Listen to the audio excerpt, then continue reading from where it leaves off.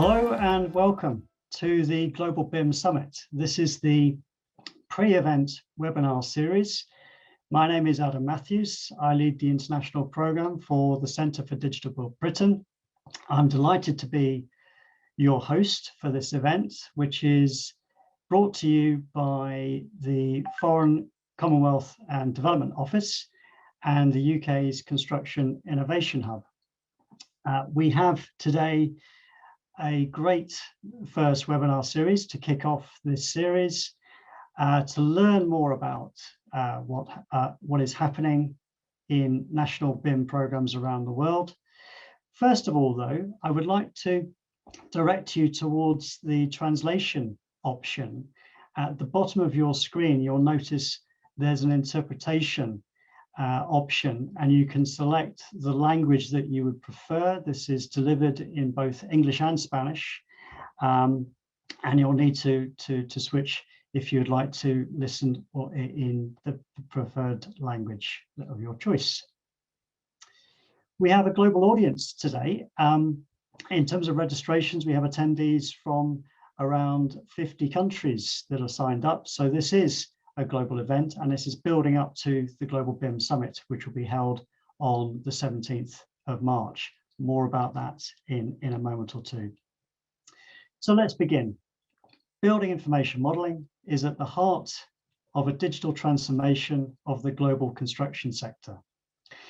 Governments are placing increasing importance around digitalization, the value that it brings to projects, to people and places, and they're taking actions to help encourage that digitalization in different countries and across regions. There's a tremendous amount of collaboration which is also occurring, and that's part of why we're bringing this series together, to build on that increasing collaboration of governments from across regions and to share the big picture of those developments with you. Today is the first in a series of webinars. This is the first one of 4 webinars in which we'll be giving that picture at the national level, the program level. We'll introduce you to the people that are involved at the heart of these national BIM programs, and we'll build up to that Global BIM Summit on the 17th of March. I'm pleased to introduce you to today's speakers. I'm going to actually ask them to turn their cameras on as well.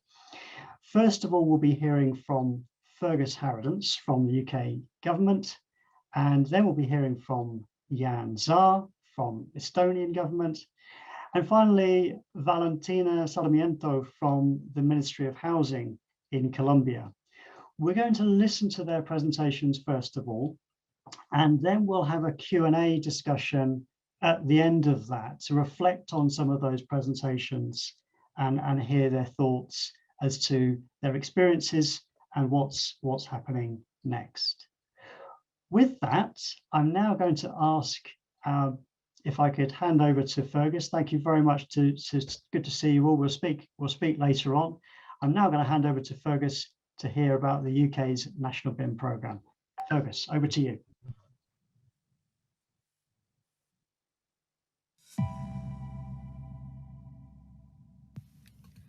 Good day, everyone. It's an honour and a pleasure to be able to speak at the first Global BIM Summit and to have the opportunity to talk about the UK's BIM journey over the past decade. BIM has already transformed the way we in the UK design and deliver infrastructure and construction projects, helping the UK to save money, reduce carbon emissions, and improve health and safety outcomes, whilst delivering better built assets for the public that pays for them. But we've only just started to realise the potential of BIM to drive improvements in the construction industry or to contribute to the wider digitisation of the built environment and the benefits that that can deliver. So if I could start by talking about the journey that the UK has gone on over the past decade. Since the publication of the UK government's 2011 construction strategy, improving information management through BIM has been central to our approach to delivering government-funded infrastructure and construction projects. The 2011 construction strategy included the policy commitment that BIM Level 2 be used on all government construction projects from 2016, and this is widely referred to in the UK as the BIM mandate. To support central government departments and their supply chains with the implementation of BIM, the UK BIM Task Group was formed by the Department for Business, Energy and Industrial Strategy, working with industry through the Construction Industry Council. Through making information management at BIM Level 2 mandatory for all government construction projects from 2016, the government has to date saved billions of pounds worth of public money. This approach has also helped us to improve the performance of the buildings we procure, minimise their environmental footprint, and improve health and safety outcomes through better planning and better modelling of risks. In 2017, custodianship of the UK BIM programme was transferred to the Centre for Digital Built Britain and incorporated into the UK's wider digital programme, which is supported through the UK Industrial Strategy Challenge Fund, which supports the UK Construction Innovation Hub. The implementation of BIM across government projects, from delivery through to operational handover, has been facilitated by the adoption of a government soft landings protocol, which has resulted in greater collaboration, productivity improvements and efficiency in the design and delivery of construction projects in terms of both social and economic infrastructure. To ensure the benefits of effective information management are shared across England, Scotland, Wales and Northern Ireland, the Home Nations Working Group was formed in 2018. It brings together the 4 UK national BIM programmes to develop a consistent approach to BIM implementation. The BIM Home Nations Working Group offers a collaborative forum to share and learn lessons in how government programmes can support the implementation of BIM. This also supports members' strategic objective of increasing the use of BIM by the public sector, and that this is aligned with and follows industry best practice. The Public Sector ISO Transition Working Group aims to build on public sector BIM adoption to date through enabling government departments and agencies to collectively plan and deliver a consistent transition to the new ISO 19650 BIM standard. The group helps to provide for a consistent use of terminology, understanding of information management processes and technologies, and a better approach to procurement of these, which in turn helps suppliers to provide efficient delivery of information-related services. And this aims to deliver the aim of being able to use this information to ensure quality outcomes, accurate records, and enabling better informed and more timely decisions to be made. Infrastructure and construction is a global business, and all countries face common challenges which BIM can address, such as the need to adapt to climate change. Therefore, the UK has always believed that there is a strong case for international BIM standards, and we know that there's been considerable international interest in the work the UK has done on BIM across Latin America, Asia, Africa, and from some of the multilateral institutions. So the UK petitioned the International Standardisation Organisation to develop an ISO BIM standards series which draws on the existing and emerging UK BIM methodology, recognising the global interest in the work the UK has done, to the full integration of British, European and international standards within our own standards and guidance. Collectively, the 3 entities are developing a single set of guidance to support industry understanding of BIM standards and their implementation. The UK BIM framework sets out the approach for implementing BIM in the UK using the framework for managing information provided by the ISO 19650 series. It includes the published standards to implement BIM in the UK BIM guidance framework, and links to other useful resources that organisations can use to help them to achieve implementation. It's also important that BIM is used by local government within the UK, as local authorities here spend around £25 billion a year on capital projects, and they engage with a large number of firms within the construction supply chain. Therefore, they are essential to delivering the transition of the UK's built environment to innovative and digital ways of working. The Local Authorities Group, which is supported by the Centre for Digital Built Britain through the Construction Innovation Hub, strives to tackle the myths about BIM and some of the practical obstacles experienced by local authorities as they try to adopt this technology. The group aims to raise awareness of what BIM is, how it can be introduced into business processes, and what benefits it can provide. The group has also published a white paper on the barriers and issues surrounding the adoption of BIM by local authorities and what mitigations they can use to overcome these. It's also provided a roadmap for adoption and tools and other forms of guidance for the use of local authorities. As BIM has become established in the UK, we've also faced the challenge of ensuring the interoperable exchange of information. Interoperability is pivotal to delivering the whole life beneficial outcomes of BIM to all parties through providing a means of information transfer between different proprietary technologies. Interoperability secures beneficial outcomes not just for clients who own, operate and maintain assets, but for the whole construction industry. The UK established the BIM Interoperability Expert Group to address this issue through a programme of 7 technical work streams of industry experts aiming to bridge the gap between strategic aspirations and practical delivery. The report of the expert group was published in April 2020 and identified the need to find better solutions to enable the appropriate and timely exchange of information and the transfer of this between systems, for example, from delivery phase information models to asset management systems. And it also proposed a set of changes in the way that information is generated, processed and stored in order to facilitate this. I would now like to turn to the future and end by talking about the UK's vision for BIM and how this will support the wider transformation of the built environment. BIM is a critical enabler of the future. It will underpin our information management framework, the set of protocols and standards for the gathering and exchange of information by built assets that will facilitate the UK national digital twin. It is also an essential technology in supporting the future of construction, both the use of off-site manufacturing and, in future, the adoption of product platform-based approaches to construction that will utilise common components across many different building types.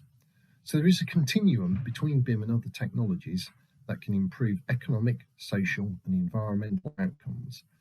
And as we take forward our ambition to implement these technologies, we will continue to support the evolution of the UK BIM framework and work to deliver interoperability across BIM technologies.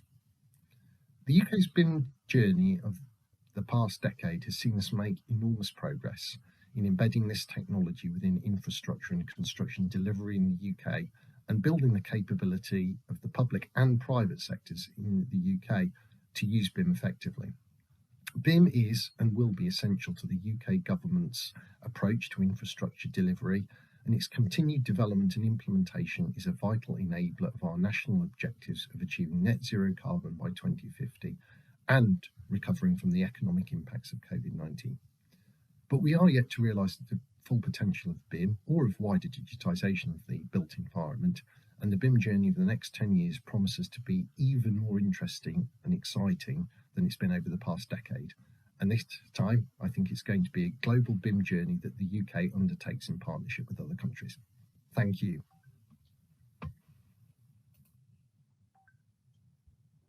Great, thanks very much, Fergus. A couple of really key ideas there we'd like to come back to. First of all, you mentioned about the importance of this to the industrial strategy, which we'll pick up in the discussion later. And you also mentioned about the skills piece, the enabling aspect of this for you from a UK government perspective. So again, another topic to come back to. I'd like to now hand over to Jan. Jan Zaar from the Estonian government is going to provide us an overview as to how their national BIM programme is going and how it fits into the broader Estonian digital plan that they have. So over to you, Jan. Thanks.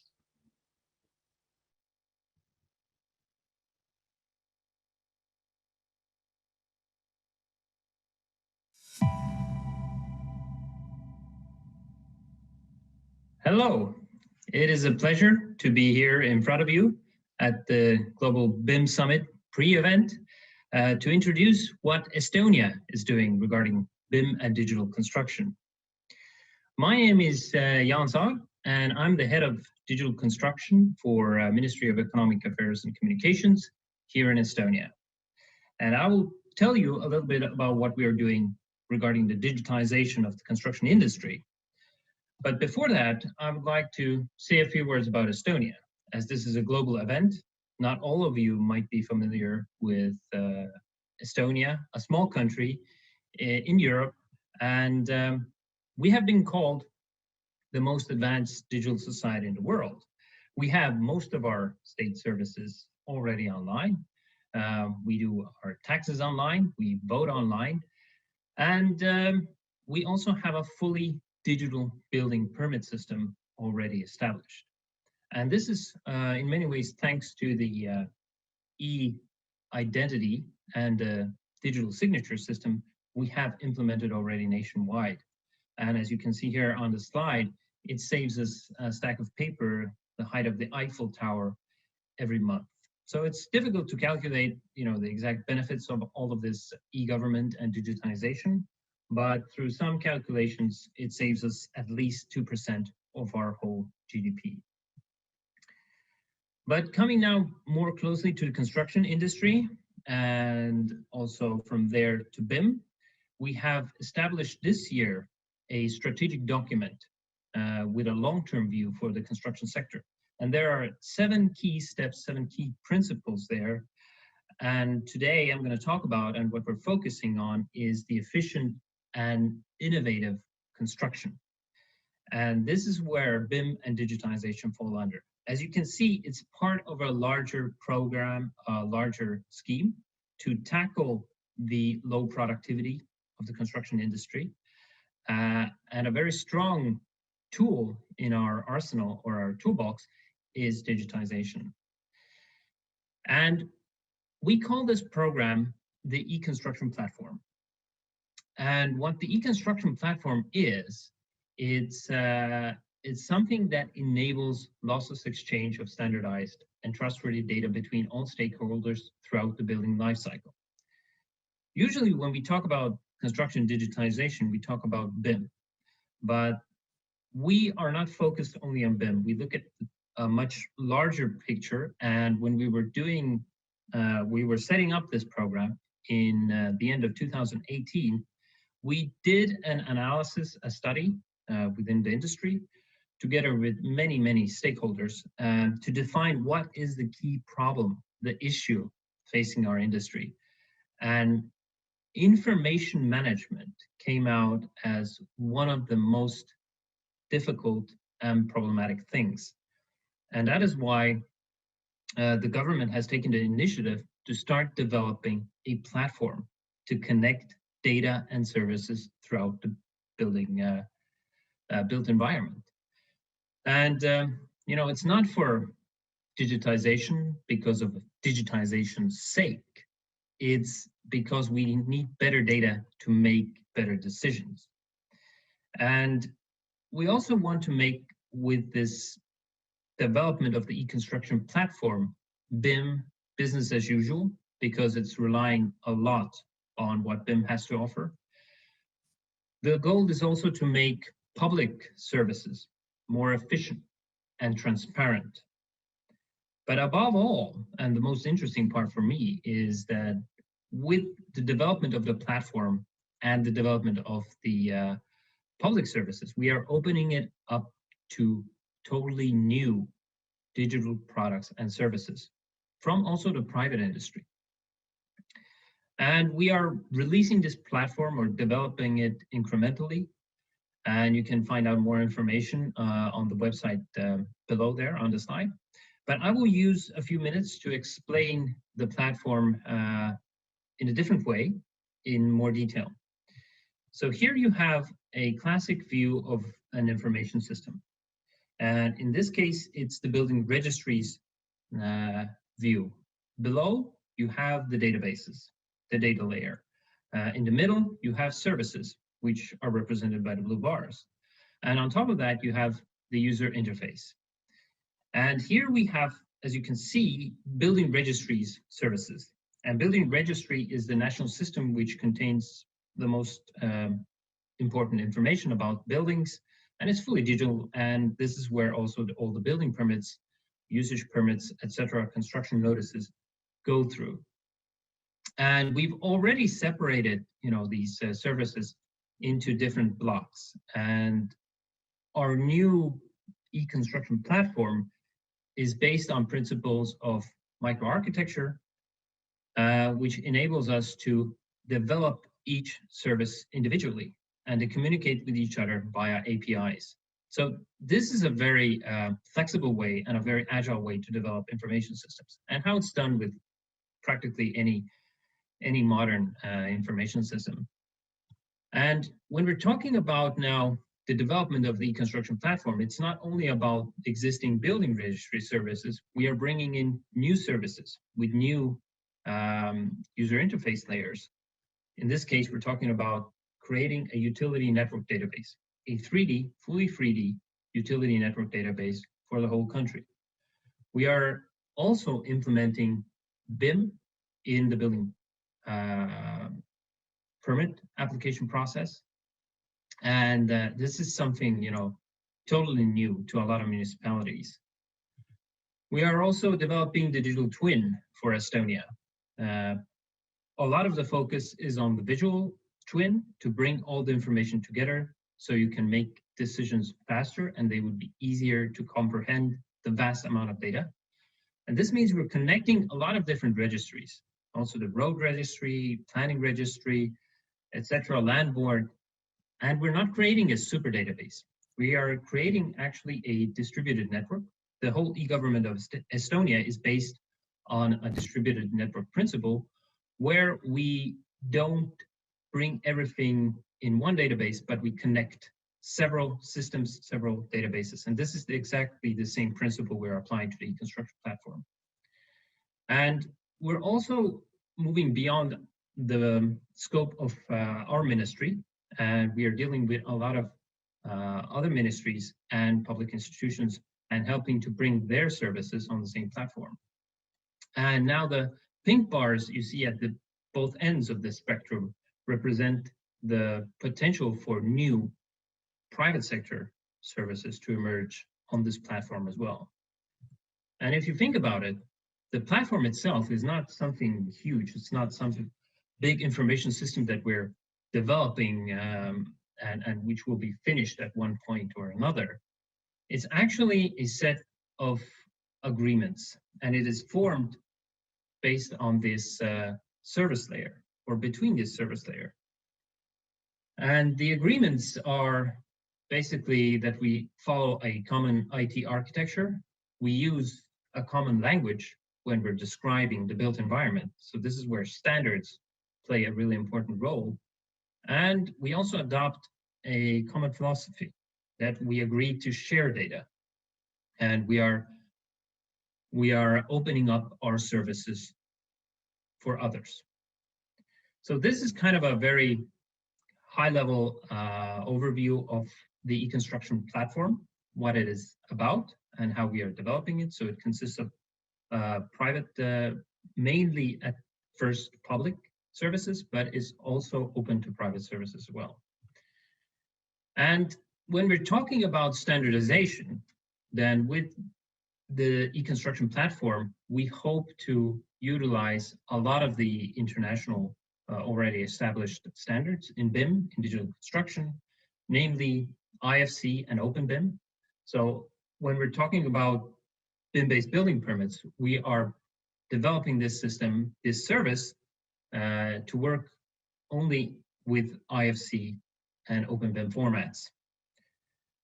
In addition to that, we're also adopting Construction Classification International, which is a classification system based on ISO 12006 and 81346. You can find out more at ccicollaboration.org. There's a picture of the ISO 12006 classification framework, and CCI covers a part of it.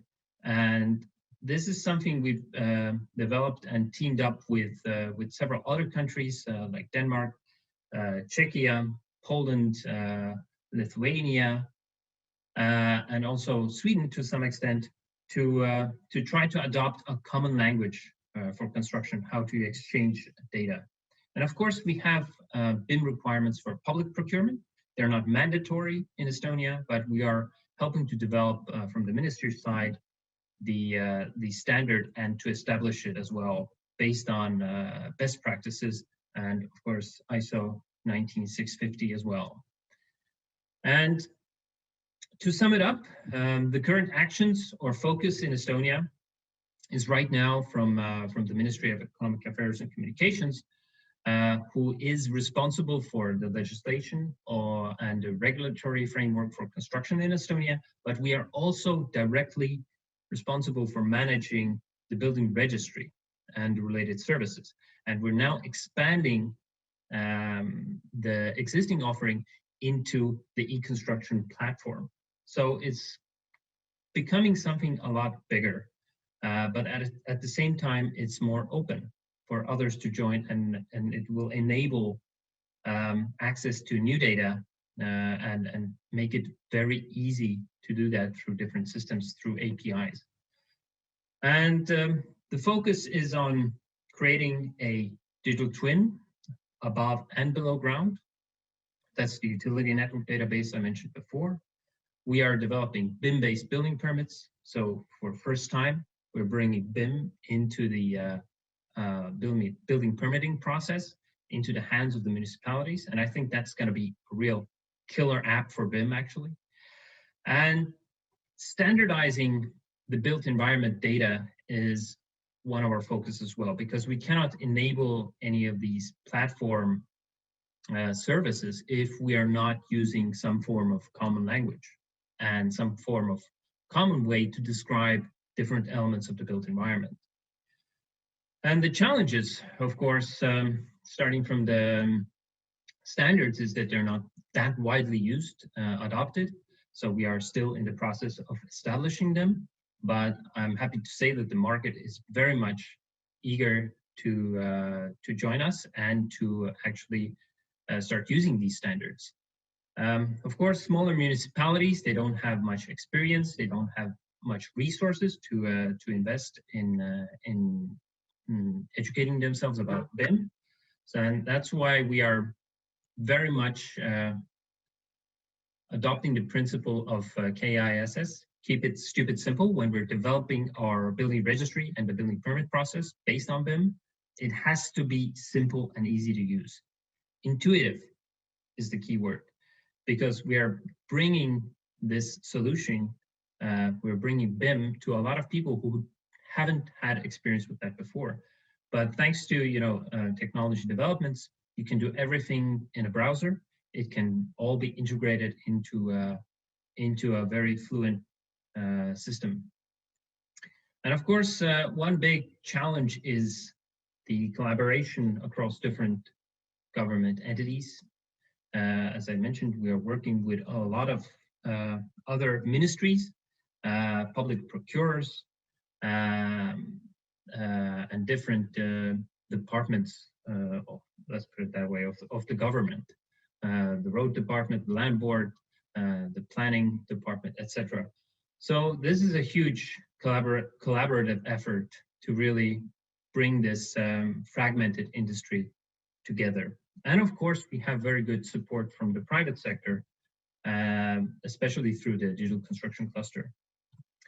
But with that, I would like to thank you, and I wish you a great rest of the summit.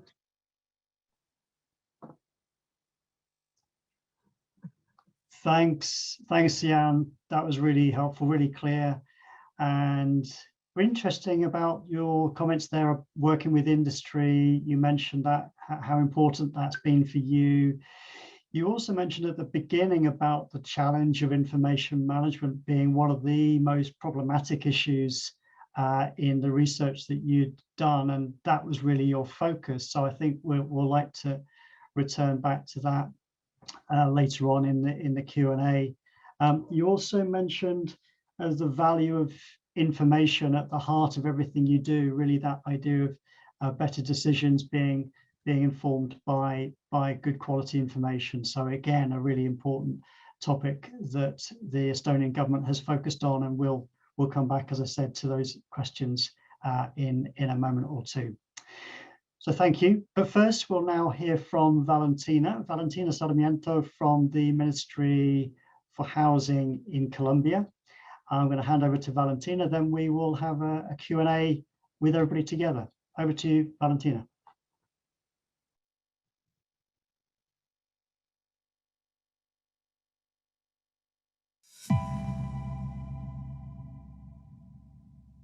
Hola, muy buenos días. Mi nombre es Valentina Sarmiento Buitrago.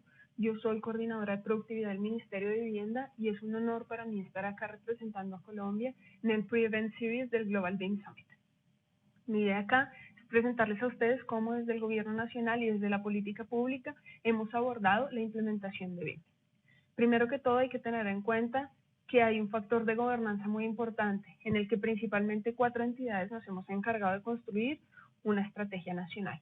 Estamos el Ministerio de Vivienda, el Ministerio de Transporte, el Departamento Nacional de Planeación y la FDN para construir este marco global, pero nos hemos apoyado también en otras entidades, tanto públicas como privadas, con el fin de fortalecer esta estrategia al máximo.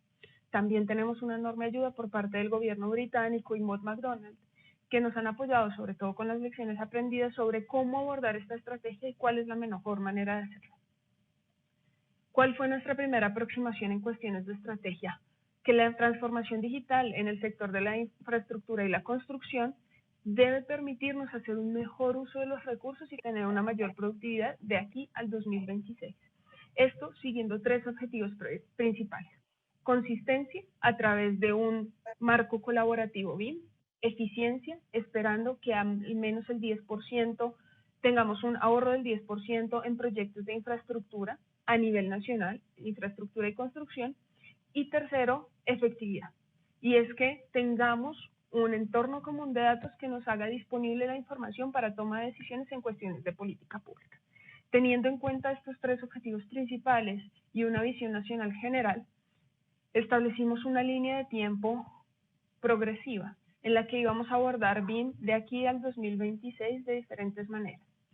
Primero, en el 2020 hicimos algo muy importante y es generar este documento de estrategia en el que íbamos a guiar a las diferentes entidades y también generar un conocimiento colaborativo inicial.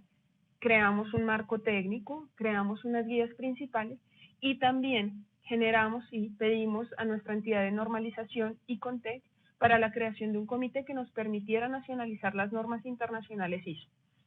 Esto se hizo en el primer año.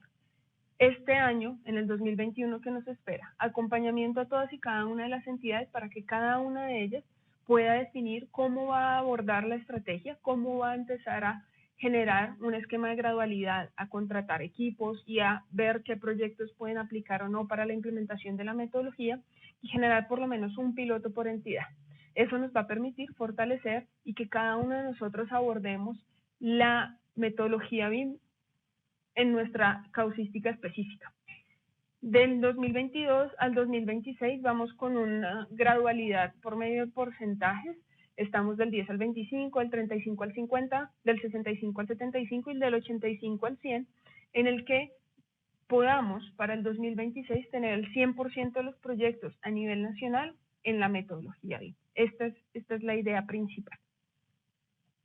¿Esto cómo está en términos de liderazgo y gobernanza? Bueno, tenemos un gran apoyo afortunadamente por parte de la presidencia y la vicepresidencia. La presidencia por medio de la Consejería Presidencial para Tecnología y la vicepresidencia en términos de acompañamiento en el memorándum de entendimiento que se creó entre el Reino Unido y el gobierno de Colombia para crear toda esta estructura. Esto también nos generó pues un comité directivo del memorando de entendimiento propiamente, en el que estamos nosotros como las entidades principales que les mencioné, el Departamento Nacional de Planeación y un grupo de trabajo BIM principal en el que estamos las entidades públicas más fuertes liderando las diferentes líneas de trabajo. ¿Cuáles son las diferentes líneas de trabajo? Liderazgo público, en el que tenemos que tener un seguimiento y sobre todo un acompañamiento para que las otras entidades puedan realmente abordar BIM de una buena manera. Compromiso legal, y esto es porque pues necesitamos un marco legal para la contratación y ejecución de proyectos de la manera adecuada. Estándares técnicos e interoperabilidad. En este caso, nosotros como Ministerio de Vivienda somos los líderes en el que esperamos generar guías de apoyo y documentos técnicos que sirvan realmente para que las entidades empiecen a implementar BIM. Socialización. Todos sabemos que una estrategia, si no se socializa, si no se divulga y si no se dan a conocer todas las cosas que la componen, es muy difícil. Entonces está el Departamento Nacional de Planeación y construcción de capacidades o formación del capital humano. que es también otra cosa muy importante porque la industria puede solicitar mucho el capital humano, pero si este no está formado no vamos a poder responder. Entonces no es solo cuestión de pedir BIM, es cuestión de también fortalecer el capital humano para que pueda responder a las necesidades. Todo esto está horizontalizado con el compromiso del público, del privado y de la academia. Tenemos, por ejemplo, el BIM Forum por un lado, con el que estamos todos fuertemente articulados, y también tenemos una iniciativa relativamente reciente, que es el BIM Academic Forum Colombia, que es todo el equipo de instituciones académicas que se han unido para abordar también el BIM desde diferentes líneas de investigación, sea desde la transformación de currículos, como también de los resultados de sus equipos de investigación. Ahora, ¿cómo hemos abordado también la parte del marco colaborativo para que esto sea posible? Tenemos 3 niveles de adopción y aplicación de las guías y normas nacionales. La primera es que nos vamos a ceñir fuertemente por las ISOs internacionales, hablando, por ejemplo, principalmente de la ISO 19650. Ya hemos lanzado la ISO 19650 a las partes 1 y 2 a través de la creación de este comité de ICONTEC. Y esto va a ser una base muy fuerte porque no va a ser la primera, nos espera la 16739 y otras ISOs que van a fortalecer nuestra capacidad a referirnos a estándares internacionales, pero también a través de guías técnicas y especificaciones como la guía de aplicación BIM o la guía de métodos y procedimientos, estándares, métodos y procedimientos, vamos a poder aterrizar todo lo que dicen las ISOs a nuestro nivel y aterrizarlo a nuestro contexto colombiano. La idea es que no nos quedemos solo con los estándares internacionales, sino que sepamos hacer un paralelo entre lo que nosotros estamos haciendo, lo que esperamos hacer y cómo vamos a abordar estas normas internacionales para lograrlo. Se empezarán y esperamos desarrollar por lo menos 4 guías al año, 4 de 6 a 6 guías al año que nos ayuden a fortalecer este conocimiento. Y también, por otro lado, de la mano de la academia y de la mano del sector privado, vamos a también generar templates o plantillas y otros recursos de soporte que nos van a ayudar a hacer mucho más concreta la aplicación. Cosas como el BEP o cosas como el EIR o el Exchange Information Requirements nos van a ayudar a generar una gran base de conocimiento. ¿Esto qué quiere decir? Que actualmente estamos trabajando en 4 áreas principales: liderazgo público, en el que vamos a fortalecer y a llevar a cabo toda la implementación; Collaborative Framework, o todo lo que tiene que ver con el marco colaborativo para adopción de estándares; socialización, vamos a lanzar nuestra página web oficial de la estrategia muy pronto y vamos a seguir formando los equipos de trabajo. Esto es lo más importante. Finalmente, lo que nos espera realmente para este año, para poder lograr los objetivos hasta el 2026, es, primero que todo, al interno de cada una de las organizaciones que manejan y se tratan de manera independiente, definir los criterios exactos a nivel organizacional para definir el tipo de proyectos que van a participar dentro de la estrategia. No todos los proyectos son aplicables. Pavimentar una calle probablemente no lo sea, pero hay tipos de proyectos que sí podemos priorizar y que vamos a poder empezar a generar como base de información de ciudades acá en Colombia. Ese es el primero. Luego también el entrenamiento y la creación de equipos de trabajo responsables de las implementaciones al interior de las organizaciones. Sabemos que la implementación de BIM no se trata solo de usar un software, sino se trata de un cambio organizacional de fondo. Y este cambio organizacional de fondo implica el crear estos equipos de trabajo que puedan responder tanto a las necesidades como a la entrega de información, que la puedan recibir y la puedan aprovechar. Y finalmente, definir y publicar los estándares comunes que son aplicables a todo el ciclo de vida del proyecto. Claro, empezamos por la 19650, seguiremos por la 16739. ¿Cuáles son las otras normas que nos aplican y cómo vamos a poder abordarlas? Esto era lo que les quería contar. Muchísimas gracias y sigan disfrutando.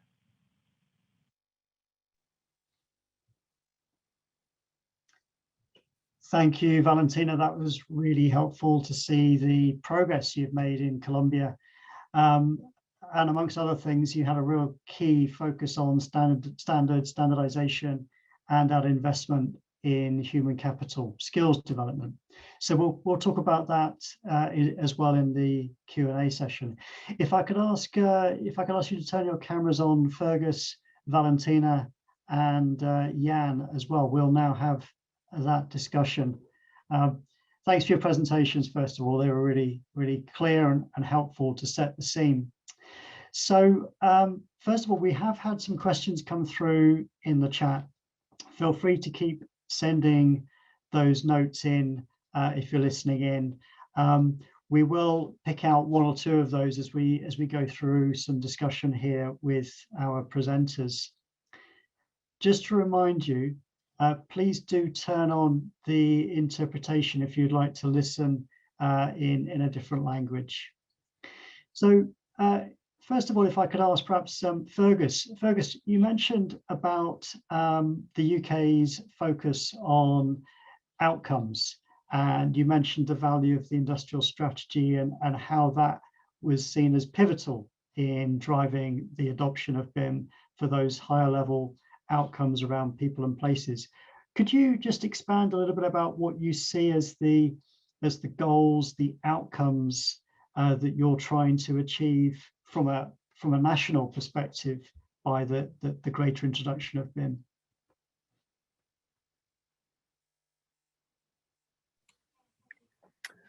Yes, I'm very happy to do that. Really, the reason that the UK government has focused on BIM is because we want to support the delivery of better buildings and infrastructure that deliver public services that the taxpayers who pay for them use. We have been, for the last few years, really focused on trying to ensure that as many public sector contracting authorities as possible make use of BIM for the procurement of infrastructure and construction work to ensure that the asset that we invest in is going to last, it's going to perform to the specifications that we need it to perform to, and also that we have a means of ensuring that the design is as effective as possible. And we found that there have been tremendous gains for us as a construction client in terms of cost, time and certainty, and also the quality of the built asset, but also significant gains for the industry that's been using BIM technologies because it's improved its own productivity and performance as well. Yes, so it's that win-win for public sector, value for money, better outcomes, but it's also a benefit for the private sector in terms of greater productivity, profitability, and finally for the built environment, delivering better assets. So that's really helpful, really clear. Thanks, Fergus. Jan, maybe I could ask a similar question to you. There was such a theme for Estonia through your presentation about the value of data. It's not by accident that you have this real focus on digital. Perhaps you could just talk about that and expand a little bit on the higher level outcomes that you see for Estonia from this initiative that you're driving. Thanks, Adam, for the great question. Well, if you think about all the great benefits we could have from modern technologies, all the buzzwords, AI, VR, AR, XR, hyper automation, whatever, all of that actually as a prerequisite needs well-structured, comprehensive, understandable data. And that's why our focus is very much on enabling the flow of information without any obstacles. And when we started with the development of the e-construction platform, that really came out from the analysis that the biggest issue in the industry wasn't really about adopting this or that specific technology. It was the interoperability and the fragmented nature of our industry that really doesn't help in that sense. So that's why we focus very much on data, on making data more or less standardized, or providing ways of interpreting or using a common language whenever possible. Yeah, yeah, that idea of a common language is something actually, Valentina, that you spoke about, that you're focusing on the idea of building that common language through standardization. Congratulations. I think it was last week that you announced the launch of the 19650 standard. So that's a real big breakthrough. I know that it's something you've been involved in for a long time.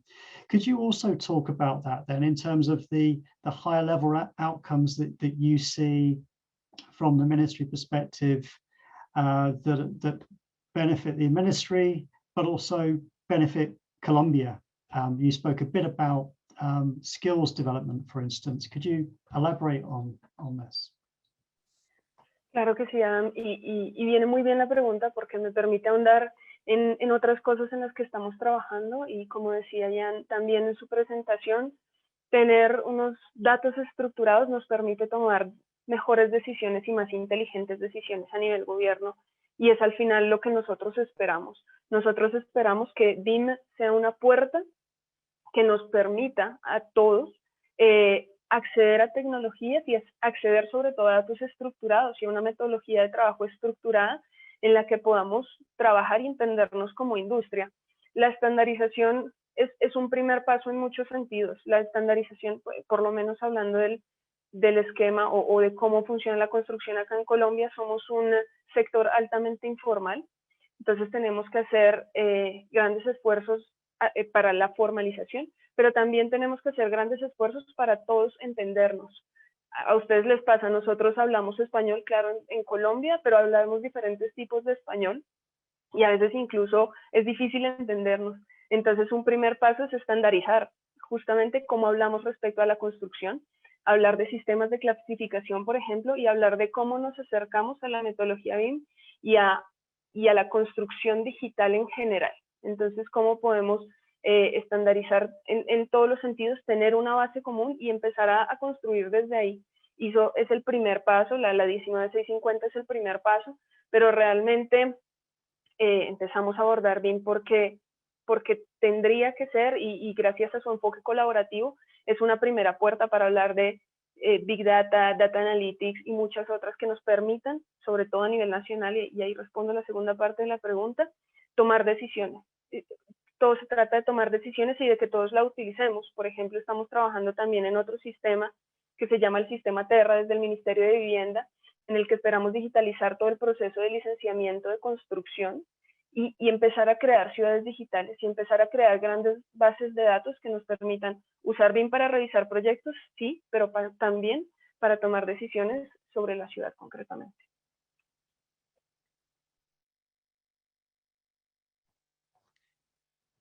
Gracias, Valentina. That again gives that broader view, doesn't it, as to why we're doing this. It sets the scene as to how important it is, not only from a built environment perspective, but this is about people, and it's about improving the skills for people as well, and providing that common language as a bridge. Thank you. Valentina, if I could stay with you, there's been a couple of really good questions come in through the chat as well. I don't know if you're able to see those, but I'll read out one or two. So Valentina, this is a question for you. You mentioned about the roadmap, the BIM mandate for 2026. The question here is about how do you foresee that training across the public sector? So you spoke about the commonality in providing a common language for the private sector and public sector. How do you see that training occur? And also the question refers specifically to how small municipalities can be included into that kind of broader picture. In fact, it was something that Fergus touched on, of course, as well, because a lot of spending goes through, I think in the UK, £26 billion is through the local municipalities. So Valentina, just to clarify, the question is, how do you see the training aspect rolling out? How do you see that across both public sector and private sector?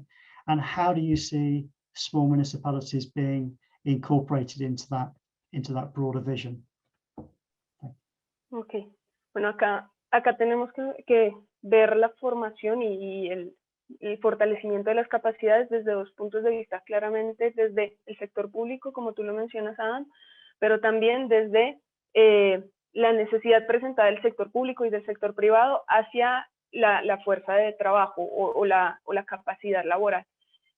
Para eso tenemos dos líneas de trabajo. La primera línea de trabajo en la que, con la ayuda de CDBD, de Mott MacDonald y del Memorando de Entendimiento, estamos generando talleres de transformación organizacional para que las organizaciones y las entidades públicas puedan recibir información BIM, manejarla y hacer una transformación real. O sea, ese es un primer paso a nivel grande. También tenemos la FDN acá en Colombia, que va a encargarse de hacer una réplica de estos talleres a nivel organizacional, entidad, y a nivel también municipal, en el que queremos llegar justamente con mucho más detalle. Por otro lado, también tenemos esta capacitación del capital humano, en el que estamos reuniéndonos también con el SENA, que es el Servicio Nacional de Aprendizaje acá en Colombia, y en el que ellos están presentando una gama de cursos que nos permiten atender diferentes necesidades. Claro, una cosa es estar en obra, ser maestro de obra y ver un modelo y saberlo analizar y saberlo utilizar para construir un edificio, y otra cosa es, por ejemplo, el que crea el modelo BIM y el que construye digitalmente. Entonces estamos atendiendo a diferentes como sectores por ese lado. Y por otro lado, también estamos trabajando muy fuertemente en la iniciativa ya a nivel institucional educativo. Yo les mencioné en la presentación del BIM Academic Forum, y el BIM Academic Forum es una iniciativa bien interesante que las universidades tomaron la iniciativa y crearon esta unión de universidades, y están tocando diferentes temas. ¿Qué pasa si empezamos a cambiar el currículo, por ejemplo, desde una actualización que se hizo también desde el Marco Nacional de Cualificaciones, y empezamos a generar nuevos programas de formación que permitan responder a las necesidades de la estrategia 1 y del mercado también, porque el mercado se está dirigiendo hacia la digitalización? Entonces, el BIM Academic Forum es el centro de esta iniciativa académica. Y hablando de las municipalidades concretamente, también tenemos un programa hablando de licenciamiento urbano, en el que, de la mano de Camacol, que es la Cámara Colombiana de Construcción, creamos un programa de formación para transformación del proceso de licenciamiento, transformación organizacional de los encargados del proceso de licenciamiento urbano. Antes acá el licenciamiento urbano se hacía en papel, antes, y les digo, hace menos de un año, se hacía completamente en papel, y ahora lo que queremos es empezar a digitalizarlo, pero la digitalización, ustedes saben, pues no pasa de un día para otro.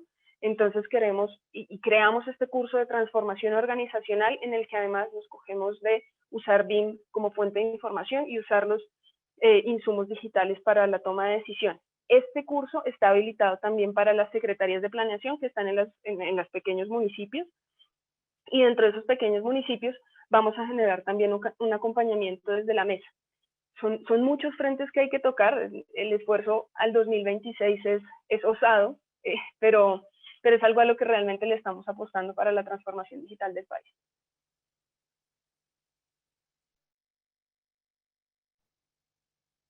Great, thanks, Valentina. Yeah, you have a very strong partnership with industry, including Camacol, as you mentioned, and the BIM Academic Forum, which is a real strength.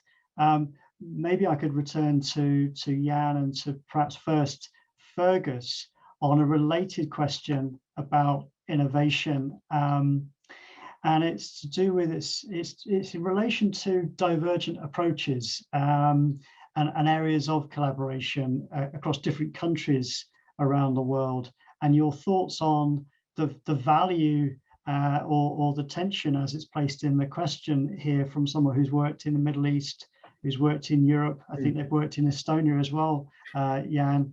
And their question is really around how much we can do in terms of alignment and commonality to help the process, the BIM process, across different countries, and how much divergence there is, there is, and how helpful that is. Maybe if I could ask Fergus, first of all, just to reflect on this idea of innovation, and trying to create some commonality. And maybe that then, Jan, to you in a moment. I think an element of competition is useful, but it has to be the right kind of competition. And by that, what I mean is competition in terms of people exploring new ways of using BIM, deploying it in new subsectors of construction or infrastructure, different types of environment, or looking at how they can further develop the potential of the technology and use this more effectively. And for example, in the UK, we've got a firm that's been doing some work with a university on how you can link BIM technologies with technologies that also assess the cost and the carbon impact of a design of a building that you're developing. So you're actually exploring the frontiers of the technology and potentially coming up with something that's a really helpful development that would really transform the ability of people who are looking to invest in infrastructure to take informed decisions. But I think equally what we want to avoid is the wrong kind of competition, which drives either waste or unnecessary competition and actually creates barriers to the uptake of the technology. And what I mean by that are, for example, where you have a situation where people are developing BIM technologies without a basic level of interoperability, and it becomes difficult to transfer data between different BIM programs. And that's the reason why I think it's important that you do have some basic rules or approaches that you try and get people to follow, like the ISO 19650 standard. And I also think it's important that we do embed a few principles in this, because the last thing that we want is actually people trying to compete on the basis of doing things like hoarding the data that their BIM program or the software that they use gathers. And effectively, you in order to get access to that, you have to use a certain type of software or be part of a particular network. We need to make sure that looking to the future, data is seen as a resource that exists for the public good. So again, I mean, let's embed some basic principles at the outset in relation to this, and then encourage the right kind of competition, which is to push forward the frontiers of the technology and explore new uses for it. That's really, really clear answer. Thanks, Fergus. So it's about providing that common basis of understanding from which you can then drive innovation. Although divergence has been helpful, as you said, to create new technologies and new solutions to difficult problems. Really, really helpful. Jan, could I ask you the same question, that sort of tension between divergence and innovation? Well, I think Fergus had a really good reply on that, and I agree with most everything he said. And I'm not going to repeat that. But what I'm thinking about when I see maybe slightly different approaches, some divergence, then well, that's only natural, because our communities are different. The regions are different. The history is different, etc. And there will always be room for customization, for something specific, something maybe slightly different from the other. But the key is to have the same foundation, the underlying principles, so we can at least on the basic level understand each other, exchange data, etc., etc. And what we're trying to do in Estonia with, again, the construction platform is to enable better information exchange. And I think with this Global BIM Summit is a really good way of having a more global approach. And whenever you take it to a higher level, especially when you're talking about a global level, then you really have to start simplifying the message and simplifying the aspect that we're trying to kind of standardize or have in common, because you will never have a very complex thing that everybody will see as exactly the same, but the core part of it can be the same.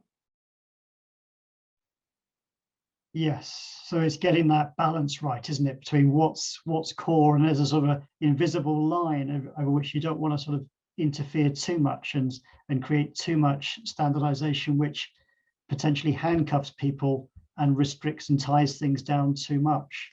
So there's a balance there, isn't there? A fine balance. Jan, there was a technical question for you as well. Did you see that on the chat? There was a question about the interaction, I think it was, between, I'm just trying to find it myself now, between CCI and Yes. Uniclass, I think. Did you want to just comment on? Yeah, the difference between Uniclass and CCI, they're of course both construction classification systems, but Uniclass is maybe more established, a more traditional hierarchical classification system, as opposed to CCI, which is a more multi-dimensional approach. And to illustrate this, you can think about, for example, in Uniclass, you have 44 different notations for a door. But in CCI, there is only one door, because it's a type of construction element. It has one code, but it has lots of properties and values. So we're adding, different dimensions and combining them. And in that way, we can simplify the amount of notations, amount of elements we actually have in the table. And another key difference is the reference designation system, which makes CCI maybe a bit more complex to comprehend at first. But as we are, what we were looking for from a classification system is that it would be suitable for machines to read, and we could incorporate maybe more information than from traditional classification systems. And the reference designation system is exactly that. You can also not only tell which system the door belongs to, what it is, you can also identify from the classification code the location of that door within a complex, within a building. So yeah, those are maybe the two key important differences when we look at Uniclass and CCI. Good, understood. Thanks for that. Just on a different topic now, again coming back to the chat questions that have come through. In particular, there was one which was interesting as it spoke about Valentina's point, which was how do you transfer from a national level idea to a ministry level implementation to projects. Maybe Fergus, perhaps you first, and maybe Valentina, if you could also respond to this question about what are some of the lessons that you've observed or can think relevant to share with other governments in other parts of the world that have been helpful in terms of how the UK and how Colombia is starting to, and Jan, maybe you've got some good experience on this as well. How do you learn lessons and implement into public projects BIM as a methodology? Well, it's interesting because the UK has done this in two ways at different levels. At the national level, we were very directional through the creation of the BIM mandate, but at local level, it's been very much bottom up, and we've worked with willing local authorities that have wanted to do this, and it's been a conscious positive choice on their part. And I mean, I think there are advantages and disadvantages to both approaches. I think the directive approach certainly worked very well in terms of requiring people to invest resources and creating the critical mass that you need to support an initiative and implement it successfully quite quickly. But I think the downside of that is that it doesn't necessarily win hearts and minds. You don't necessarily have a committed group of people who want to use the technology because they see its potential and they believe that it can help them do their jobs better and deliver better public services. People tend to see it as an imposition and something that they have to comply with. So actually, there are some benefits to the approach that we've adopted with local authorities, which has really been about trying to persuade them to adopt BIM technologies. And it's involved an awful lot of dialogue with them. The provision of training, the provision of other technical resources, encouraging the formation of networks and groups where people can exchange information and discuss their experiences, and actually having to put some resources into actively managing the creation and maintenance of a network like that. But I think perhaps in the longer term, that's a more successful approach, because it does mean that you get people who I think are much more committed to the implementation of BIM and who see this as what it is, which is something that is potentially transformational and something that helps us create a better environment with better public services. Ownership is incredibly important, isn't it? A sense that we all participate and own the implementation of something, and that it's not something that's just done to an extent. So it's a very good thought. Maybe Valentina and Jan, we could sort of get your thoughts around this last point, which is to do with the role of government and how you see the role of government helping and working with industry. Because Valentina, you spoke very clearly about the interaction that you've had with industry, and Jan, you mentioned it in your presentation earlier as well. Could you just reflect, Valentina, first on this question of the role of the public sector to help this digital transformation move forwards? Sí, y un poco complementando también lo que dijo Fergus ahorita, es importante que efectivamente las personas y las entidades sobre todo se apropien de la metodología y sepan qué hacer con ella. En nuestro caso, y por esto también viene una unión con la industria y con la academia, en nuestro caso la industria fue la primera en usar BIM y en impulsar el uso de BIM, pero esto también llevó a una comprensión de que BIM era un software.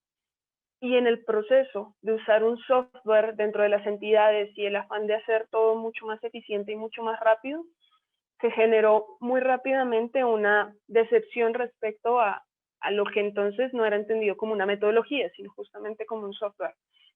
Entonces, el hecho de nosotros como Estado poder sobre todo articularnos es un papel muy importante que tenemos que empezar a jugar.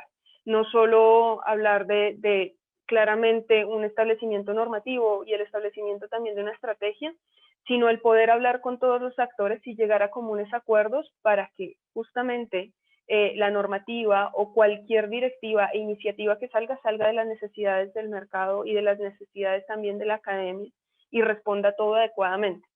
Si todos nos logramos articular adecuadamente desde el liderazgo público, yo creo que las decisiones y todos son muchísimo más fáciles de tomar y van mucho mejor direccionadas sobre todo.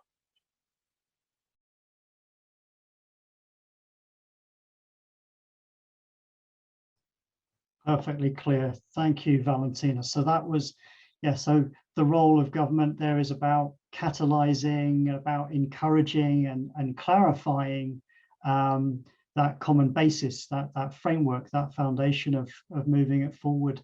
Jan, is there anything you'd like to add to that perspective?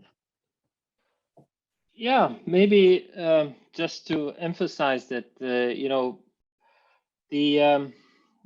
industry and the local authorities and all the stakeholders involved, they don't need BIM as such, but they need the benefits provided by BIM. And that's why from the national government level, we are trying to provide those benefits. For example, like the BIM-based building permits, where you get tangible results by having a faster, more efficient, more a process that delivers better quality. And the stakeholders need to see those benefits. They need to understand them. And one of the reasons why we, for example, haven't also really established any mandates or enforced the use of BIM in Estonia is because we want it to occur more naturally. And from the industry side, we're working very closely with the industry, with the designers, with the contractors who are already using BIM, and for them it's natural. And you see that in the industry, I don't know any case in the world where somebody has gone back to not using BIM, because it's, once you go BIM, you never go back. But you have to kind of provide this benefit to those who are maybe not fully involved in the process, and maybe from time to time touch upon it. For example, like the local authorities with their building permits, But if we provide automated checks, automated controls based on BIM models, they see, well, wow, I can save a lot of time. And it also raises the quality of the applications that I receive, because all of these checks can be done beforehand, and you can really remove a lot of noise, a lot of waste in the communication. Yes, it's part of playing that leadership role that you described, trying to provide a signal and encouragement to the industry as well. So yeah, really clear. Thanks, Jan. That was really a good way to finish, I think, in terms of our discussion here. So I want to thank you all. Valentina, Fergus, thank you very much. Jan, thank you. Really been good to see you and hear your presentation and discuss your thoughts. Thank you for listening to our session and contributing on the chat. Remember that this is the first of 4 webinars. Feel free to join if you haven't already, and register for the other webinars in this series. There's one tomorrow, same time, and next Wednesday and Thursday. Of course, all of this is building up to the Global BIM Summit on the 17th, where we will be talking more about this global collaboration of governments and launching the Global BIM Network. So we look forward to seeing you there. Thank you very much for your time. Again, thank you to our speakers, and we look forward to seeing you next time. Thank you.